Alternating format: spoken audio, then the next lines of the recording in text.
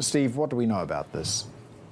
Well, it's a tricky time right now. It's a month until the Party Congress in Beijing begins on October 16th, and local authorities all across China are under incredible pressure to make sure that these outbreaks that have been popping up in various parts, all four corners of China, do not get out of hand. But they also do not want to cause some social instability at this politically sensitive time.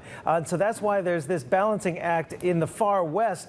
This is in Xinjiang, which is, of course, a highly controversial area as well because of the crackdown on the Uyghur minorities there, and also, of course, because of the work camps that are there. But we're seeing an outbreak in Yili in northern Xinjiang on the border with Kazakhstan. Yining City is about a city of 500,000 people. It's been on lockdown. You know, Shanghai and Chengdu get all the headlines, but Yining City in Yili area of Xinjiang has been in lockdown for a month now, since August 11th, and there have been a lot of accusations and claims of food and medicine shortages, and that's been swirling across Chinese social media. And in a rare move, the local authorities did apologize for some shortcomings and are vowing to fix those shortcomings and to make sure that people's lives are not inconvenienced too bad by this month-long lockdown. We're also seeing a flare-up in Beijing, which is very sensitive ahead of the Party Congress, as I said, in about 5 weeks' time.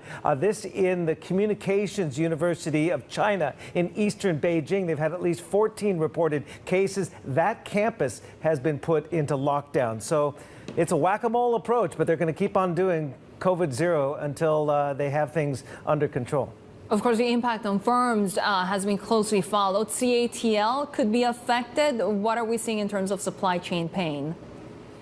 Yeah, that's right. I mean, CATL, of course, the big EV battery maker, its biggest factory is actually in southern Sichuan province. A lot of auto parts manufacturers are in Sichuan. And of course, Sichuan and Chengdu in particular have been in lockdown, and the supply chains have been affected not only by COVID zero, but by the severe drought that has caused power outages. So this factory, which does supply Tesla and other big automakers, has been put into a closed loop system as the areas around there have been put into lockdown. Yibin is another city near Chengdu where this factory is in. It's been in lockdown.